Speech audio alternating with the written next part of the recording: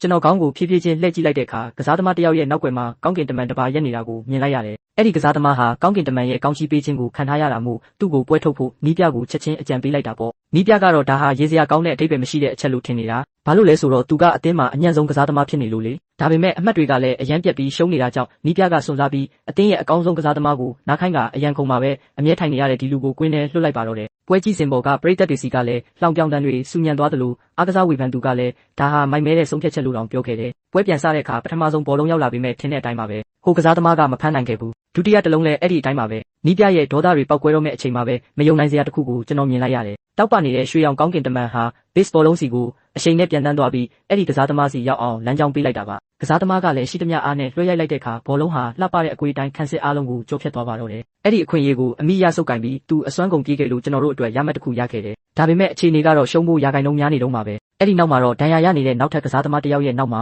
ကောင်းကင်တမန်တစ်ပါးထပ်ပေါ်လာတာကိုမြင်လိုက်ရပြန်တယ်။ကျွန်တော်လည်းနီးပြကိုသူ့ကိုပဲလူစားလဲဖို့ထပ်ပြီးအကြံပေးလိုက်ပြန်တာပေါ့။နီးပြကတန်တရားရှိနေတော့မဲ့ဆိုပေမဲ့ကျွန်တော်ကိုယုံကြည်ဖို့ဆုံးဖြတ်ခဲ့ပါတယ်။ဒဏ်ရာရနေတဲ့ကစားသမားကွင်းထဲကိုဝင်လာတာနဲ့ကောင်းကင်တမန်ကသူ့နောက်မှာပေါ်လာခဲ့တယ်။အဲ့ဒီဘောလုံးပစ်ချက်ဟာလျှက်စီးလို့မြန်သွားပြီးပြိုင်ဘက်တွေဘာမှမလုပ်နိုင်ခင်မှာတင်ဂိုးသွင်းနိုင်ခဲ့တာပါ။ကောင်းကင်တမန်ရဲ့အကူအညီနဲ့ကျွန်တော်တို့ဟာအံ့ဩစရာကောင်းလောက်အောင်ပွဲကိုအနိုင်ပြန်ယူနိုင်ခဲ့ပါတယ်။နီးပြကလည်းနောက်ဆုံးမှာတော့ကျွန်တော်ရဲ့ထူးခြားတဲ့အစွမ်းကိုနားလည်သွားပြီးအသင်းရဲ့ကံကောင်းခြင်းလက်ဆောင်ဖြစ်ကျွန်တော်ကိုသူ့ဘေးမှာပဲအမြဲထားတော့တာပေါ့။ကျွန်တော်ကောင်းကင်တမန်တွေကိုမြင်ရတဲ့အကြောင်းရင်းကတော့အရင်ညကကျွန်တော်ရဲ့ရိုးသားလာတဲ့ဆူတောင်းတန်တွေကကောင်းကင်ဘုံကိုလှုပ်ခတ်သွားစေခဲ့လို့ပါပဲ။ကောင်းကင်တမန်တွေရဲ့တိတ်တဆိတ်ကူညီမှုကြောင့်ကျွန်တော်တို့ကစားသမားတွေဟာသူတို့ရဲ့ကန့်သက်ချက်တွေကိုကြော်ဖြတ်ပြီးဘယ်သူမှမတားဆီးနိုင်တဲ့အသင်းကြီးဖြစ်လာခဲ့တယ်။အတားအဆီးအားလုံးကိုကြော်ဖြတ်ပြီးနောက်ဆုံးဘိုးလူပွဲအထိတက်လှမ်းနိုင်ခဲ့တာပေါ့။ဒါပေမဲ့အရေးကြီးဆုံးဖြစ်တဲ့ဘိုးလူပွဲနေ့မှာတော့ကျွန်တော်ကောင်းကင်တမန်တွေကိုမမြင်ရတော့ဘူး။သူတို့ရဲ့အကူအညီမပါတဲ့အခါပြိုင်ဘက်တွေကအမှတ်တွေလိုက်လာပြီးတရေဖြစ်သွားခဲ့တယ်။အားလုံးစိုးရိမ်နေကြတဲ့အချိန်မှာဖခင်တခင်ကကျွန်တော်ရှေ့မှာပေါ်လာပြီးကိုယ့်ရဲ့ကြိုးစားအားထုတ်မှုနဲ့ရတဲ့အောင်ပွဲမှာသာတကယ်ချန်ပီယံဆုဖြစ်တယ်လို့ပြောခဲ့ပါတယ်။ဒီစကားကကျွန်တော်ကိုမင်းသက်သွားစေခဲ့တယ်။ကျွန်တော်တို့မှာနောက်ဆုံးတစ်ချိန်ပဲအခွင့်အရေးကျန်တော့ပေမဲ့ကစားသမားတွေကတိုးဆုံနေကြတယ်။အဲ့ဒီမှာနီးပြကရှေ့ထွက်လာပြီး